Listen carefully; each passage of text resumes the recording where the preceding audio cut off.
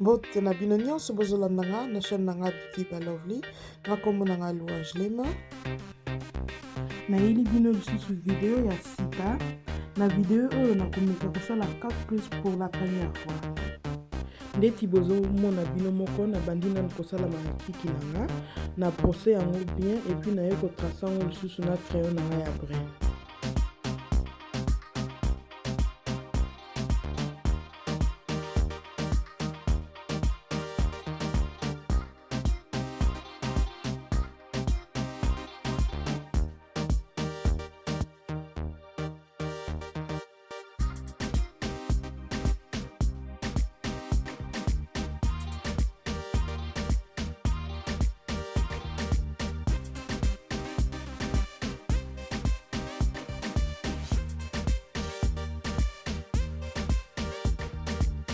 Nakoya kozwa lisusu brosse na nga et puis na brosser makiki na nga na place bien.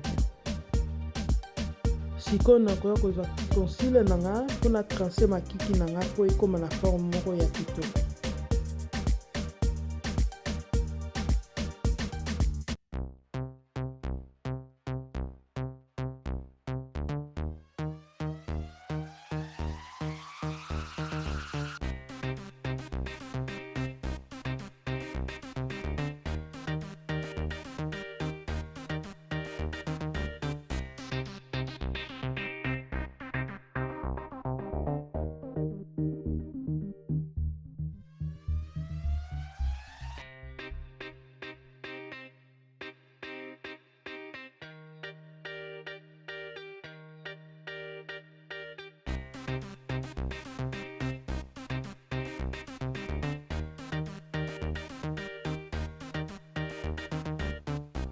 Nakoya kobenda sikoyo ba concealer na nga nyonso po evanda nga bien.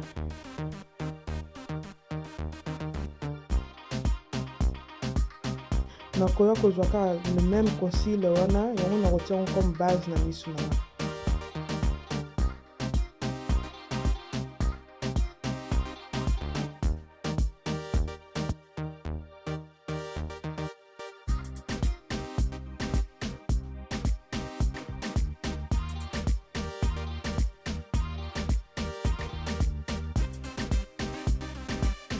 Oyo pe nakoya kobenda yango po evanda nga bien.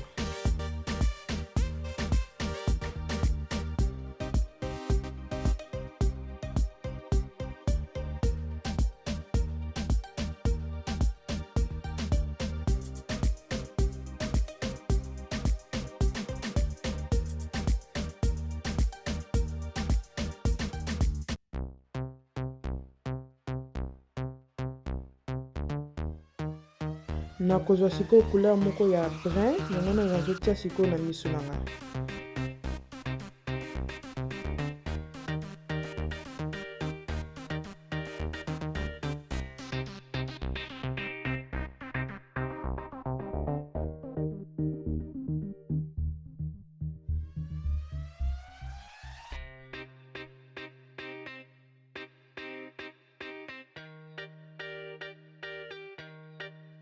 Nakobakisa lisusu couleur mosusu ya brun mpe kaka.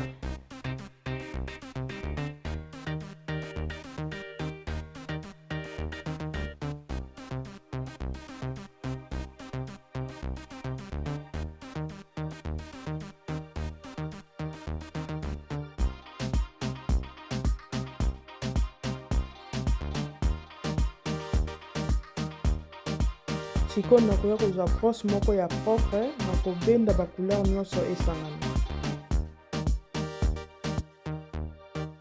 Sikoyo ere ya kokata crease ekoki ya kokata crease ekoki eza mosala moko donc faut kozwa temps na yo ndeti bozomona nazozwa temps na nga nazosala yango malembe mpona esimba.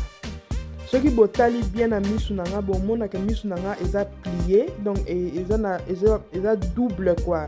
Moyen nazwa kaka mbala moko crease donc nakata kaka bongo eza ti donc mpo natala bien nakata yango likolo ya place musuni moko wana eza po couleur na rotia et monana bien nayebi te soki bozo comprendre vraiment onga nazo loba mais ça pour la première fois donc nazo mekango ko sala ngota na ngamoko j'espère que ekosimba bino moko bokomona kaka na nettoyer place wana nyonso na concealer po etika place mpona couleur na koya kotia après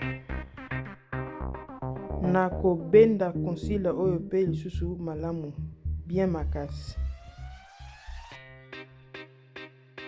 sikoyo nakoya kozwa couleur oyo ezali je crois champagne yango nakotia baplace nyonso nauti konettoyer na concealer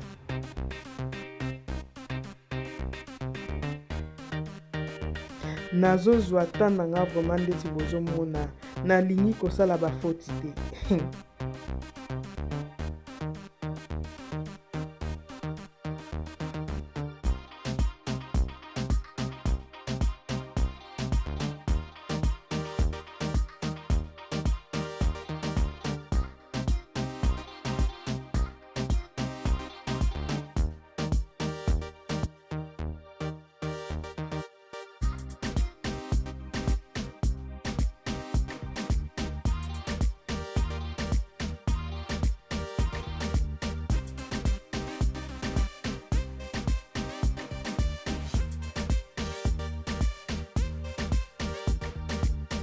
sikoyo nakoya kotia eyeliner nanga ndeti nazala na misu mike nalingaka kotia eyeliner monene te nakoya kotia ngo kaka ya mokeleke te kaka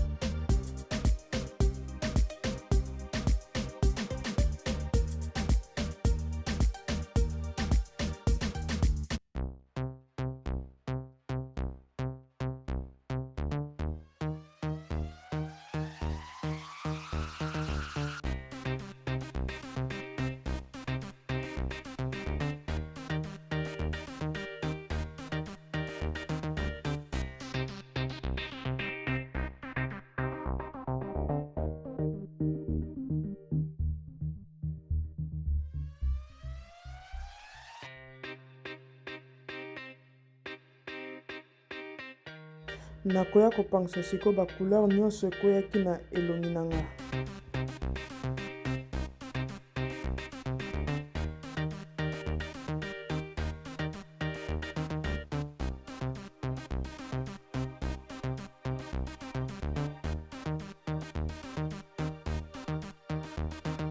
sikoyo nakoya kotia crayon na se ya misu na nga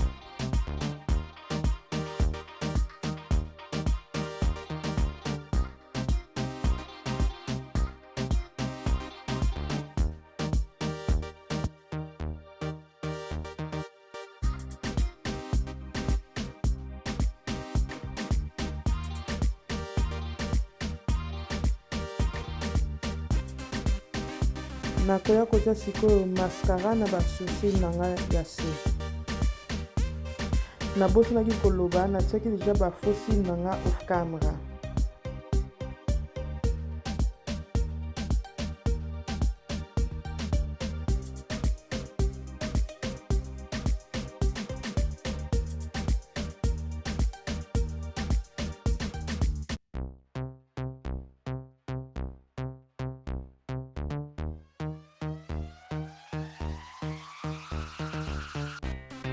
avant natia foundation na nga nakoya kotia d'abord prime na elongi na ngai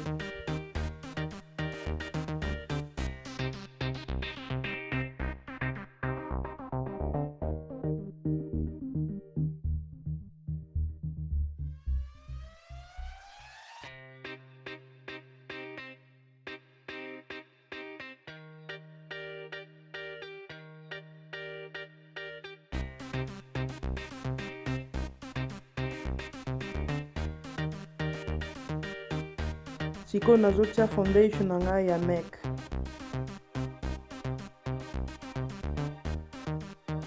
boyebi deja ndeti natiaka fond de teint na nga nabetaka ngo na elongi ndeti bozomona bino moko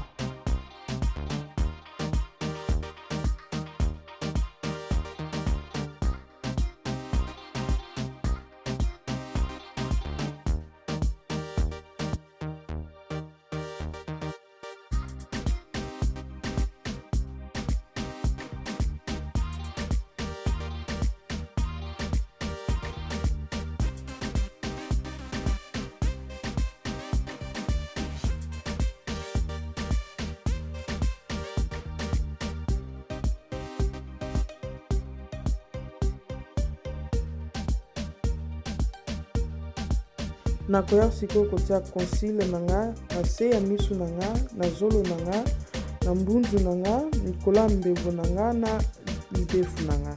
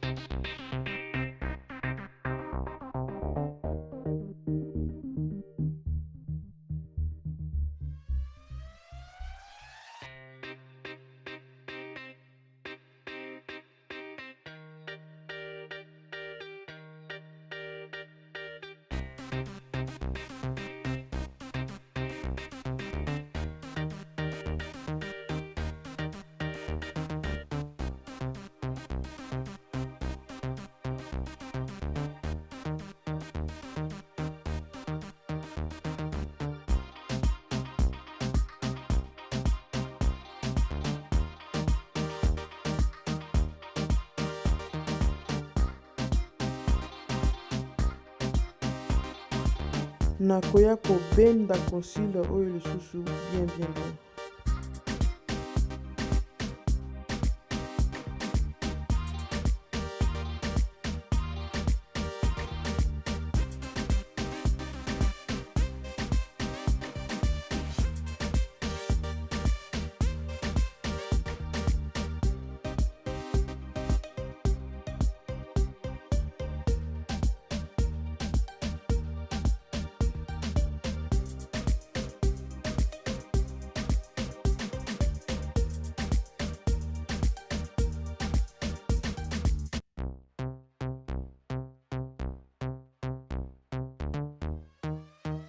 Sikoyo nakoya kozwa poudre na nga mpona vandisa concealer na uto tia bien.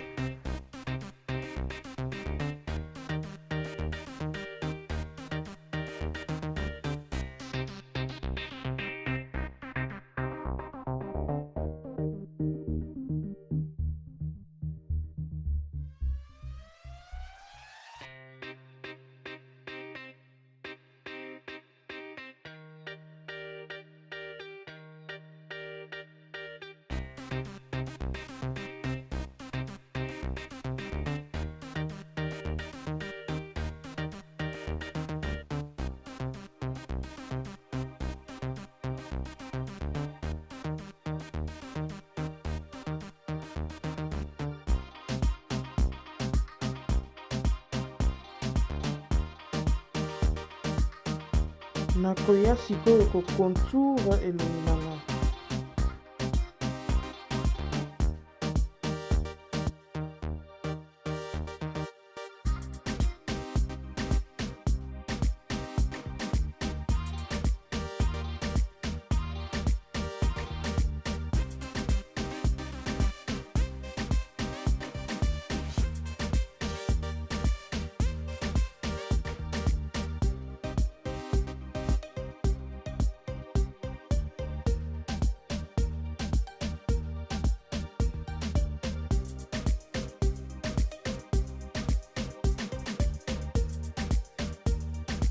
Sikoyo nakoya kobenda elongi na nga bien mpo nyonso emélange.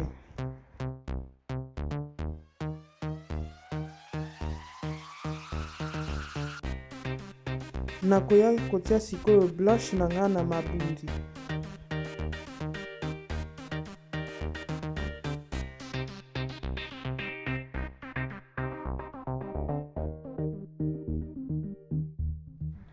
Oyo nazotia sikoyo eza engengisa engengisa nde makambo.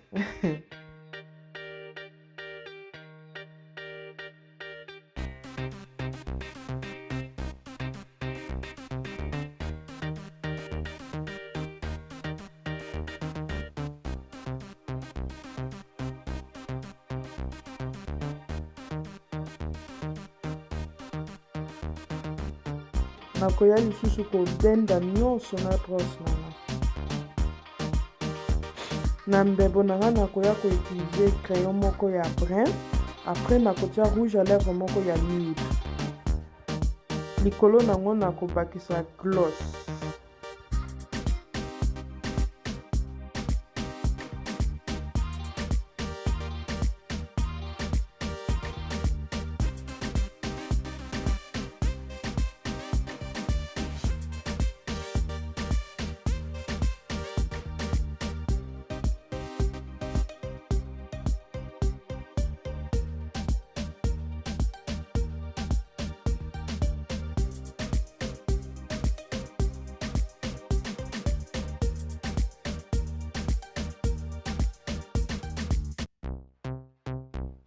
nakoya ko spray elongi na nga na fixe spray. Et voilà, look nanga yango yo. J'espère que vous sepeli nango bobo sanate ko aimer, ko partager et ko subscribe. Bye.